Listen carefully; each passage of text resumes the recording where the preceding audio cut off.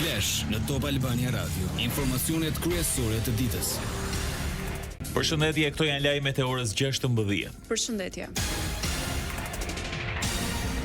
Në kulmin e fushatës për zgjedhjet parlamentare të 11 majit, policia e Bulqizës njofton se dje pas një takimi elektoral të Partisë Demokratike në Ostren, dyshohet se deputeti demokrat Xhelal Mziu dhe nipi i tij goditën me grushta një punonjës të njësisë administrative. Rasti i kaloi spakut. Xhelal Mziu reagoi. Mziu tha se strukturat e Partisë Socialiste po intimidojnë njerëzit që të mos marrin pjesë në takimet elektorale të PD-s. Referuar punonjësit të ndihmës ekonomike në Bashkinë Bulqizë, shkroi: Komunikova me personin në fjalë që rrinte para kuvendit të takimit dhe i kërkova të mos intimidojë qytetarët, aq më tepër të mos përdor pozicionin e punës për shantazhimin e qytetarëve dhe heqjen e ndihmës ekonomike në rast të mbështetjes së votimit për Partinë Demokratike. Mziu vijoi më tej me akuzat. Në pak minuta para vendit ku u mbajt takimi i përfaqësuesve të opozitës, mbërriti Jeton Dani, babai i kandidatit të Partisë Socialiste e mbështetës të tij dhe ushtruan dhunë barbare ndaj kryetarit të forumit të Partisë Demokratike Bulqizë. Për të shuar konfliktin, ndërhyri kreu i PD-s Bulqizë, avokat Sheqir Manjani, të cilin e goditën pas shpine, shkroi Xhelal Mziu. Zgjedhjet parlamentare 2025. Shqipëria vendos. Për incidentin e Ostrenit, Sali Berisha i doli në mbrojtje Mziut. Provokacion i ult i Blendi Klosit me militantët fanatik socialist ndaj udhëheqësit politik të qarkut Dibrës. Është e tëra kurth dhe provokacion mbasi e shohin se nuk po ngjisin kërkun. Shohin situatën dramatike dhe zgjodhen të provokojnë zotin Mziu. Ai ishte një kurth prej provokatorësh të ult. Pas një takimi në Tiranë me studentët mjekësisë ku theksoi se shëndetësia mori goditjet më të rënda në 4 vitet e fundit, Berisha doli në një konferencë shtypi për të denoncuar i Albanian. I Albania ja u ndante me dynim dokumentat e pronësisë tokës pronarëve të tokave në jug. Kjo merr fund 100 ditë të para. Në çdo rreth do kthehen të gjitha zyrat siç kanë qenë në vitin 2013. Të gjitha pa përjashtim. Berisha vijoi akuzat ndaj Ramës për grabitjen e pronave. S'ka pas asnjë pronë, ka në dokumenta, ka shkruar Spiro Koleka, që ne s'kemi patur asnjë tokë. Ku gjen tokërta? Gjithçka është tokë e manastirit dhe tokë publike. E marr me dokumenta të falsifikuara. Do shifet gjëra. Dosja ka 3 vjet që mbahet në sirtar nga Sadushi. Se nxjerr dot, po dosja do dalë.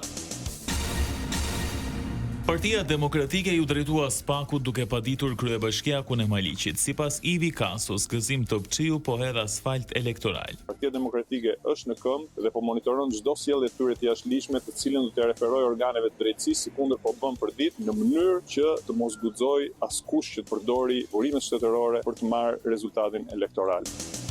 Topçiu hodhi poshtë akuzat e Partisë Demokratike. Sipas tij gjithçka është konform ligjit. Nuk mund të quhet favorizim nëse unë investoj në të gjitha fshatrat e bashkisë pa përjashtim. Ne nuk bëjmë rrugë të ndara për të majt apo për djathtë, bëjmë rrugë kudo në të gjithë bashkinë. Institucionet tona duhet punojnë një veprim jo i dur, megjithatë institucionet përkatëse ta verifikojnë.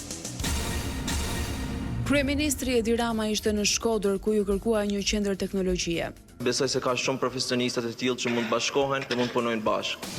Me Fondin Shqiptar Zhvillimit, projektin për Shkodrën, kemi 2 opsione, të shfrytëzojmë një pjesë të godinës të Shkodrës këtu në qendër. Është godinë shumë e bukur dhe nuk e di a keni parë, ka një pjesë që është komplet e pashfrytëzuar. Një variant tjetër që është më ambicioz, më i madh, por që do të më shumë investime, është tek kuzina e telit. Jemi duke punuar, janë të dyja variantet në tavolinë.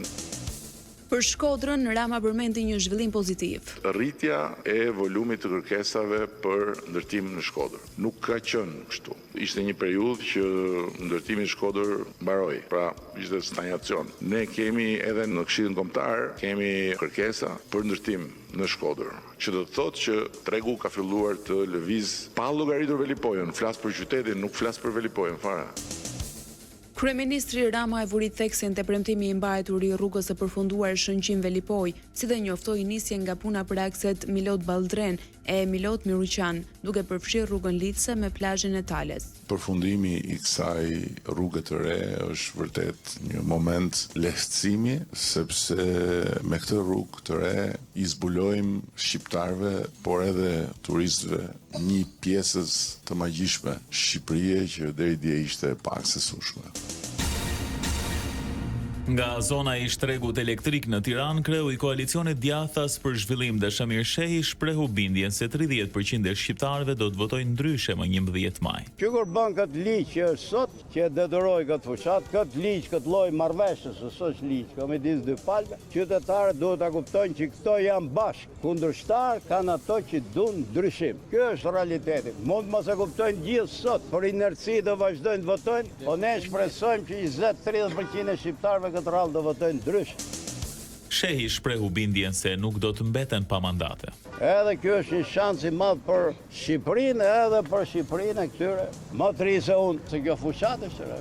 Mund të marrim 1, po mund të marrim edhe 5, por që pa mandate ne nuk dalim. Ja, kjo është realiteti. Po them ka ardhur koha me ndryshu, dhe ndryshimi për ne fillon nga 9-ta. Nuk kena për të bërë atan, po do hullim një hap vogël por përpara. Lajmi nga rajoni. Edhe sot, deputetët dështuan që të konstituojnë Kuvendin e Kosovës. Kandidatja e lëvizjes vetëvendosja Albulena Haxhiu nuk i mori votat e nevojshme. Haxhiu u mbështet nga 57 kartona, 4 më pak se minimumi prej 61-shit të domosdoshëm për t'u zgjedhur.